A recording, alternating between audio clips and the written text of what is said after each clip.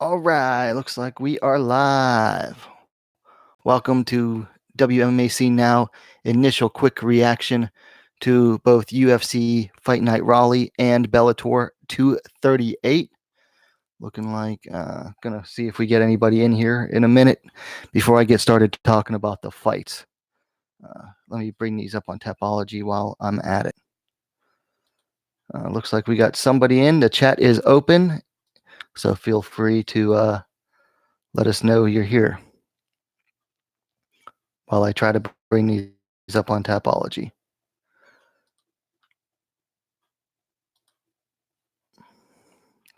Just got to bring up both events real quick here before I get into them.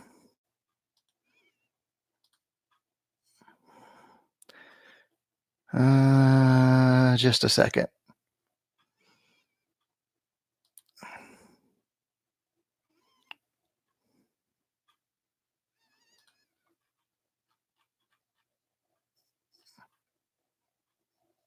All right, got them all up. So let me just take this window, move it over to the TV. Okay, so we had 5 ladies fight tonight. Just going to do like a quick initial reaction to them. Nothing fancy, not going to be like any real technical breakdown. First fight at UFC Raleigh in the bantamweight division. Sarah McMahon defeated Lena Landsberg via unanimous decision. McMahon climbed to 12-5. Landsberg fell to 10-5. So, well, Sarah McMahon's back, and her wrestling is back to form. 3 takedowns, 3 rounds.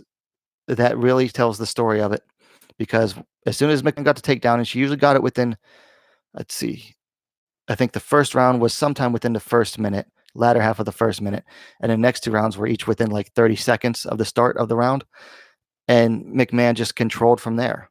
I mean, that's really all there was to it. Still a lot of things I'd like to see from McMahon. I'd like to see stronger, better ground and pound from her. I think her striking still needs work, but hey, when you can take someone down like that, you kind of get away with not being able to strike as well. So Landsberg just did not, like, she needed to keep the fight on the outside, and then she, like, at least one of the rounds, she basically struck her way into the clinch and let McMahon get the takedown. It's like that, you're not going to win the fight like that. So that's that. Next one up. Oh, this snooze fest. Flyweight. Justine Kish defeated Lucia Pudilova via unanimous decision. Kish climbed to 7-2. Pudilova fell to 8-6. So, hold on. I tweeted about this fight. I'm going to see if I can find it real quick, because that's the best way I can think of to describe this fight, was how I described it in my tweets. And it's, I'm going to have to scroll for a minute here.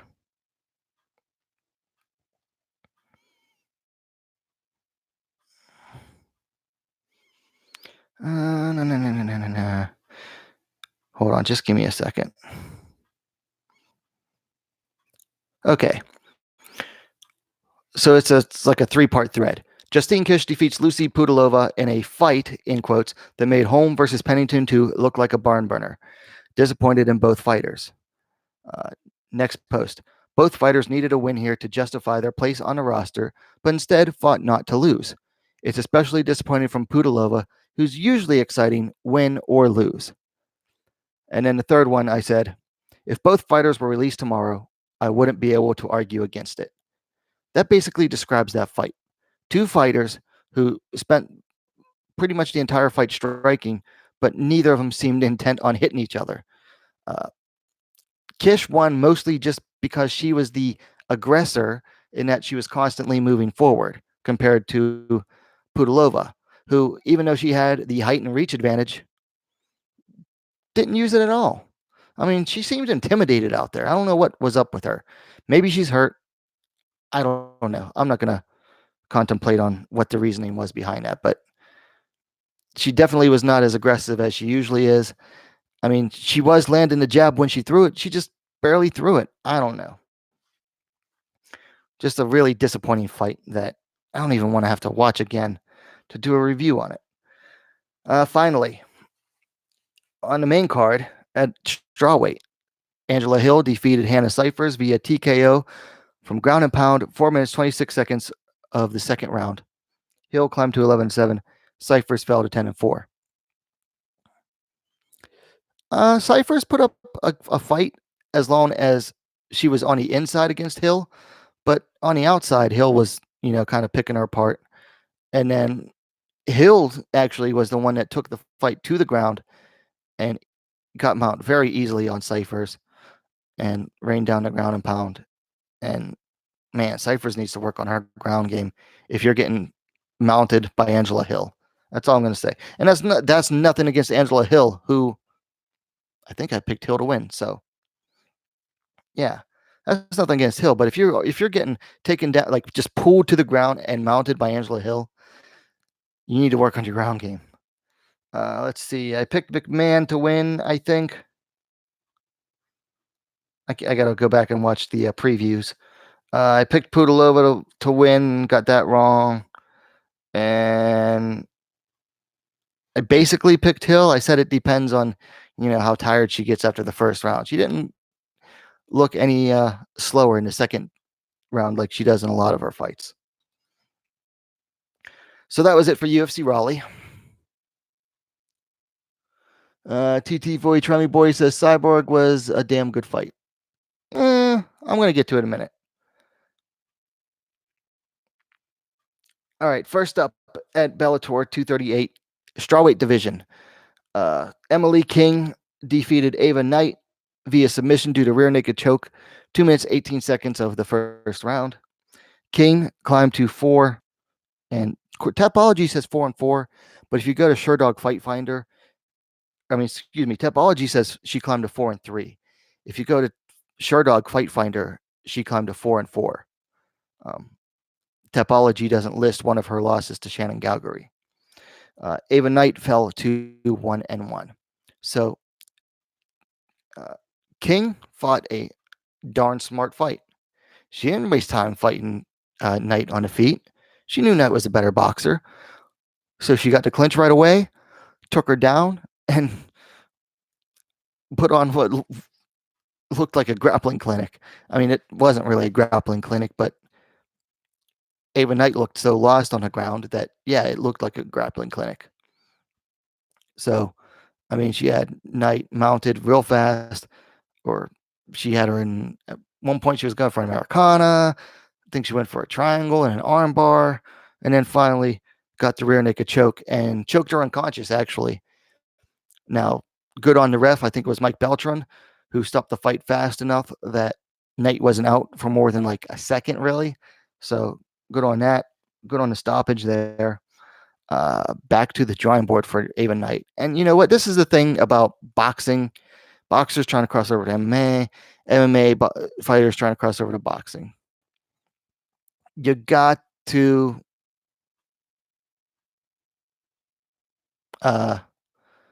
you gotta be dedicated to one sport, and it takes a lot of time. I mean, professional boxers train nothing but boxing for their entire life, pretty much, whereas MMA fighters have to dedicate themselves to a bunch of different arts, and it takes time to get good at all of them. And I mean, Knight looked good in her first fight, didn't look good at all in this one. Back to the drawing board. Oh, interesting fact though, and I tweeted about this at now WMMA on Twitter. What is it? Knoxville Martial Arts Academy fighters are now 2-0 versus Bellator's boxing to MMA converts. Her teammate Taryn Temple? What was her name? Taryn wasn't. Oh, Taylor Turner. Emily King's teammate Taylor Turner beat Heather Hardy to send her backpacking to boxing. So that's 2 Knoxville Martial Arts Academy fighters beating former boxers attempting to become MMA fighters. TTV Trammy Boy says You picked Lena Landsberg to win. Okay, so I picked Landsberg. That's right. I did pick Landsberg because of the ring rust from McMahon and McMahon's tendency to derp into losses and snatch loss from the jaws of victory. So I got one right out of three at the UFC, and one right at Bellator. So I'm 2 for 5 this weekend. Anyway, back to Bellator. Chris Cyborg defeated Julia Budd in the main event, featherweight championship. But Cyborg's now the new Bellator featherweight champion. She won via TKO, punches and body kick, minute and 14 seconds of the fourth round. Cyborg climbed to 22-2. Budd fell to 13-3. So here's my view on this fight, and I expressed this on Twitter, and I got told I was smoking weed and need to go back to the gym. Two different people said two different things. I didn't see to me, that was basically a sloppy brawl between two muscled up fighters who are just used to getting by on their natural gifts, and one of them just naturally gifted the other fighter tonight. I mean, it was an exciting fight. Yeah, it was exciting. I was excited for it. I was on my feet the entire time. But I wasn't really impressed with Cyborg's victory tonight. Here's how I would describe how Cyborg here's the difference is, okay, between Cyborg and Budd and how they handled adversity. Cyborg got hit hard for the first time in years and went into full-on berserk mode and got smashed for it. Budd got hit hard for the first time in however many years and basically wilted under the pressure. She just got more and more timid, was afraid to throw, kept backing up, and yeah. So the difference between the way these two behaved is Cyborg got hit hard. She got hit by a hard leg kick, went into full-on berserk mode, and got knocked out for it. Whereas Budd got hit hard for the first time in years and just wilted under pressure. I mean, it was a slow wilting. So I think that's an interesting contrast in how they work out. Cyborg, to me, it's disappointing that she spent how many years training with a good coach like Jason Perillo, and yet she still mostly fights like a sloppy shoot-a-box brawler. Loopy punches, not a single straight punch I don't think was thrown by her the whole fight. She still gets out-muscled in the clinch. And I don't understand how a Muay Thai-based fighter gets out-muscled in a clinch like that so easily all the time, especially someone as muscled and strong as Cyborg. She's always getting out-muscled in the clinch a lot, particularly early in the fight, always losing the underhook battle. And then Budd has no power in her strikes. She's strong in her grip, and her grappling is her wrestling is kind of strong, but she has no power behind her strikes. It's she doesn't know how to throw her strikes. Whereas Cyborg just throws everything with full 100% force, all the time. TT Void, Triangle Boy says, what's next for Cyborg? And Budd, in your opinion, some good matchups. I'll have to think about that. I will do a full review on the fight tomorrow. I think he also said, I think Cyborg may be on the juice. When does ever weigh in at 143? Yeah, she did surprisingly weigh in lighter than ever for a featherweight fight. My personal opinion, it's Bellator. They only rely on whatever the commission testing does for testing, and that usually falls under pre and post fight tests, within competition testing. those are usually the easiest tests to get by. Although Cyborg did famously fail her test back in 2011, forced the nozzle. That's how Cyborg got busted. So, yeah, it was an exciting fight. It was action packed for the most part. There were some boring clinch battles, but if you were to ask me, Amanda Nunes destroys both of those ladies that fought in the cage tonight again, probably on the same night. Yeah, from what I saw of both of them, they didn't have anything to offer for Amanda Nunes.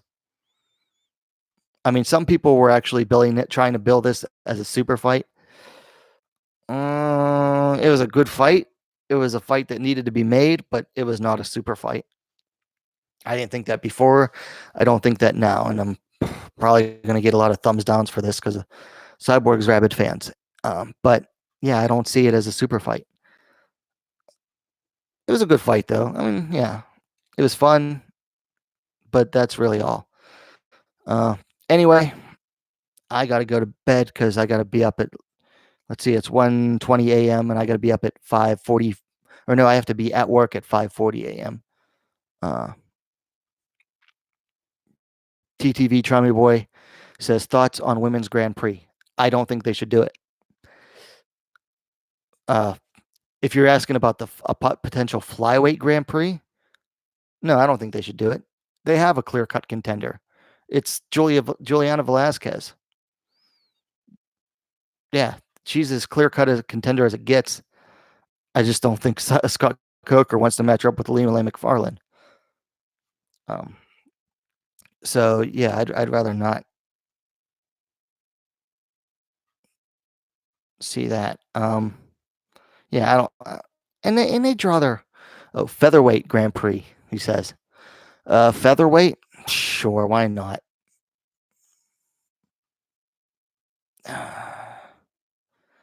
That'd be a really weak Grand Prix, though.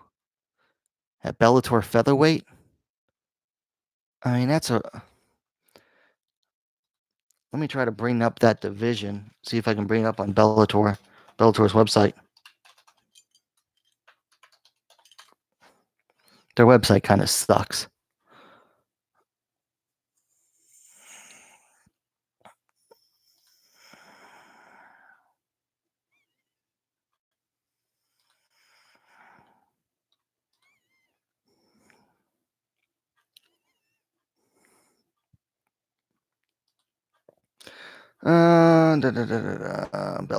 Bellator. Okay, fighters.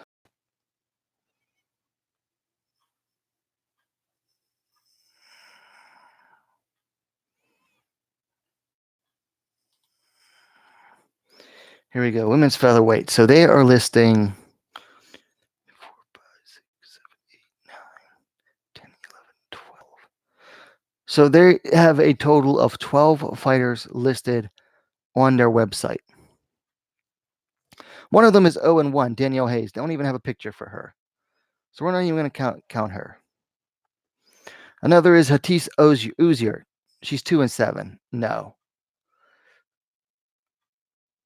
Okay, let's say if they wanted to go with 8, they could maybe get away with an 8-fighter featherweight Grand Prix. It would be Amanda Bell, who's 7-6. Arlene Blenko, 13-7. Julia Budd, who's now 13-3.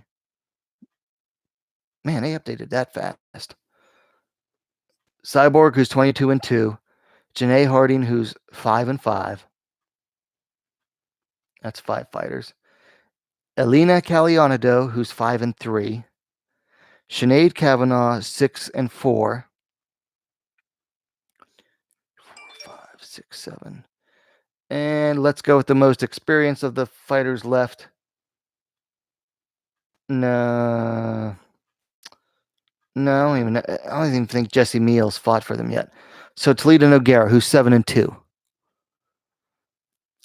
Usually their Bellator's Grand Prix include the champion. So you would have a fighter who has 24 fights in the same tournament with a fighter that has 1, 2, 3, against fighters that are like 7-6, 5-5, 5-3, and 6-4. So most of those fighters in that division have less than half the fights that Cyborg does. I mean, you could do it, but it'd be. I mean, to me, this is just a display of how weak the women's featherweight division in mixed martial arts is overall. Because Bellator has by far the deepest women's featherweight division out of any promotion. And it's still like fighters who are like 500 or barely batting above 500. And it's not very good. What's he saying? Featherweight. Oh, Alina's a fly.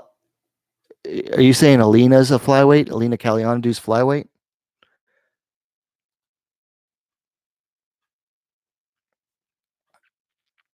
Oh yeah, she is a flyweight. Why are they listening to her at featherweight?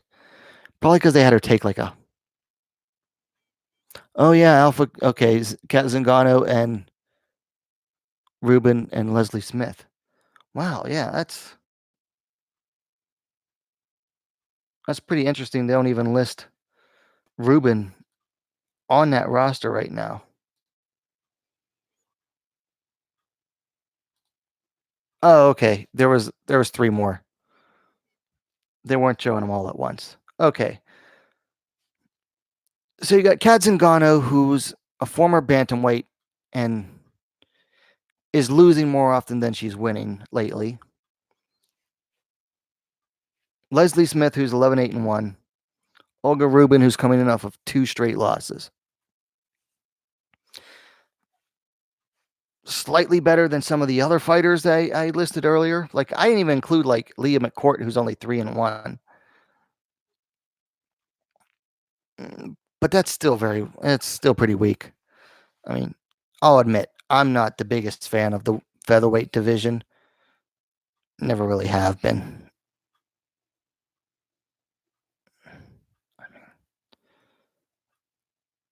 Anyway.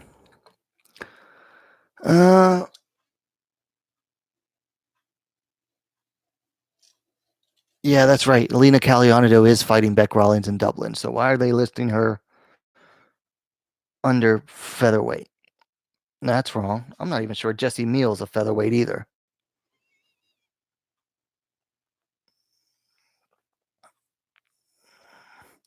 Oh, she did fight Toledo Nogueira. Okay. So yeah. Went 2 for 5 on the fights tonight. Not my best weekend of picks, but whatever. Anyway, those are my thoughts. I'll be signing off, so you can let me know about your thoughts in the comments down below. Of course, likes are always appreciated. And don't forget to subscribe to WMMA Now, the fastest growing women's mixed martial arts dedicated platform on YouTube. Don't forget to hit that bell for notifications. And we'll see you next time. I got to go to bed and get up for work.